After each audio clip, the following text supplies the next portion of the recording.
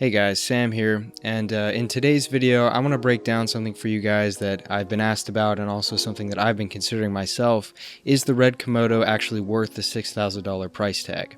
Now, when Red puts a price tag on one of their cameras, you have to take it with a grain of salt, because rarely does Red give you an honest price on their cameras, because what they want you to see is the price of the camera body or brain, and what you don't see is that you also need to buy a few things just to get the camera up and running. So if you're a returning Red user, you may have one or two things that you need depending on how old your current Red camera is. However, the media, power options, and monitor situation are all a little different than any of the previous Red cameras.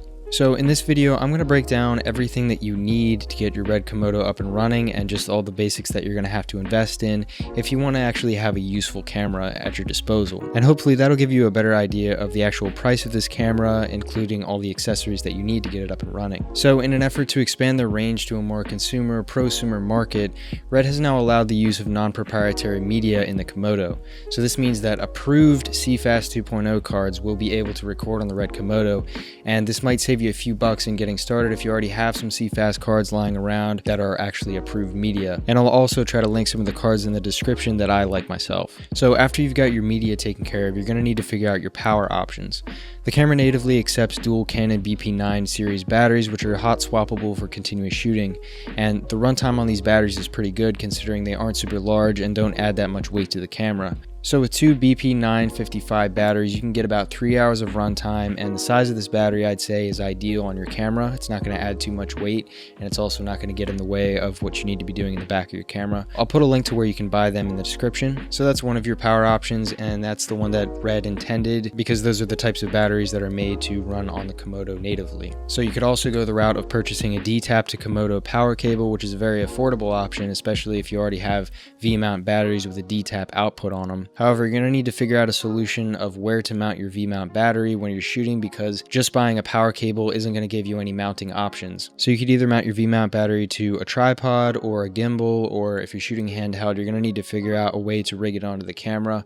However, you're going to have limited space because the camera is very small. Your real estate is going to get taken up quick by any other accessories you might have. So this is definitely a very cheap option. You can get this cable for around $40, but it might cause you some issues while you're shooting if you don't have the proper mounting options. So your other power option is going to be a V-mount battery plate, which is made specifically for the Komodo, and these are mostly third-party plates. You're not really going to find one from Red as far as I know, and this is the option that I have mainly used in the past. I like this option because the weight of the V-mount battery actually balances out the weight of the lens that you have on front, as well as any matte boxes, filters, follow focuses, or any other accessories that you might have on the front of the camera, which brings the center of gravity back towards the middle of the camera, and that's going to make everything easier for balancing on gimbals and also keeping it nicely centered on your tripod or over your shoulder when you're shooting handheld. One of my favorite solutions is the wooden camera option, because it slides right into the battery slot and plugs directly into the camera, while also giving you the flexibility to adjust where the plate sits on the back of the camera. It's really sleek and it takes up minimal room on the back of the body, so you barely notice it's there. Now, there are some other options, of course, like the Core SWX V-mount battery plate, which mounts in a similar way but lacks the adjustability that the wooden camera model offers, but it also costs less than half the price. I also like the Tilta V-mount battery plate, which gives you a low profile as well as several power output options, and it's also the cheapest of the three power solutions at $140. The downside of this model is that the V-mount battery has to be mounted sideways on the camera, which can be a bit awkward depending on the size of your battery, and I'll provide links in the description to all these power solutions so you guys can check them out for yourselves and decide which one is best for you. So now that you have your power options figured out, the third thing that you're going to need to figure out is your monitor solution.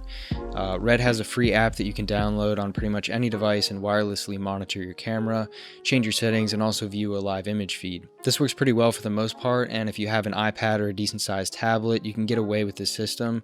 However, I personally wouldn't recommend it. If for some reason the wireless monitoring is lagging or it's not working properly, then you have no backup unless you're going to use the microscopic monitor on the camera.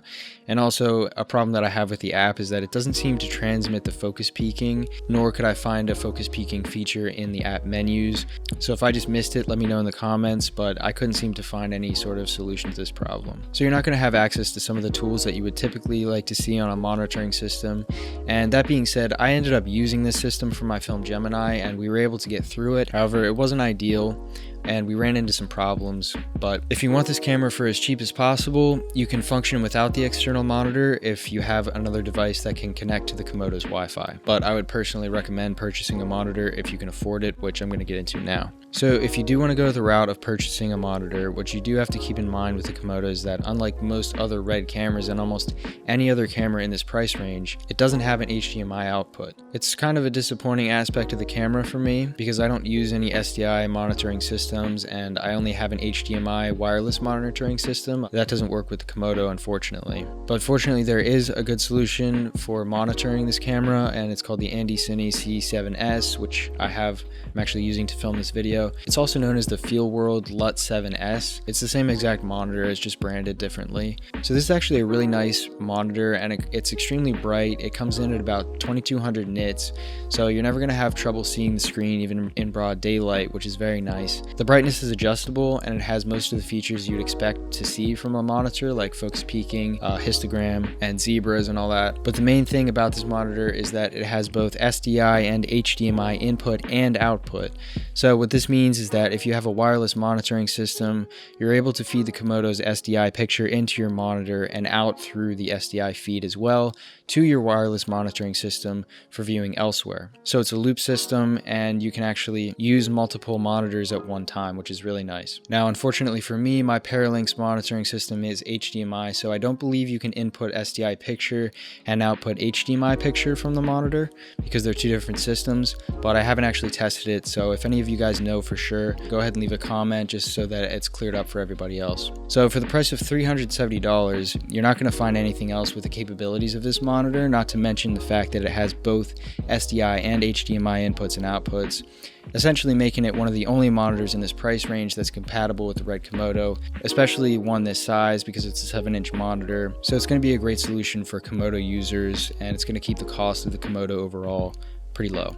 And the last thing I want to cover now is the speed booster that's available for this camera. So there's a 0.71x RF to EF speed booster from Canon. So the speed booster essentially widens your field of view to full frame and gives you an extra stop of light. The cost is a bit of a downside. I think it's like $600, although that isn't that expensive for the benefits of essentially full frame shooting, especially with a global shutter at 6K resolution. So there you have it. Now that all that is said and done, we've gone through all the solutions that you need just to get this camera up and running in a functional state, plus maybe a little extra if you want to go for that speed booster. So now we can kind of actually answer the question, what does this camera really cost? If you want to go the cheapest route and you already own the V-mount batteries, you buy the Komodo D-Tap power cable and use the wireless monitoring app, and you buy one 512 gigabyte CFast card, the Komodo is going to come in at around $6,600. So you're going to spend like an extra $600 on accessories for it. That's really not too bad considering how much Red has charged for their camera accessories in the past. However, if you go the route I would recommend and buy yourself a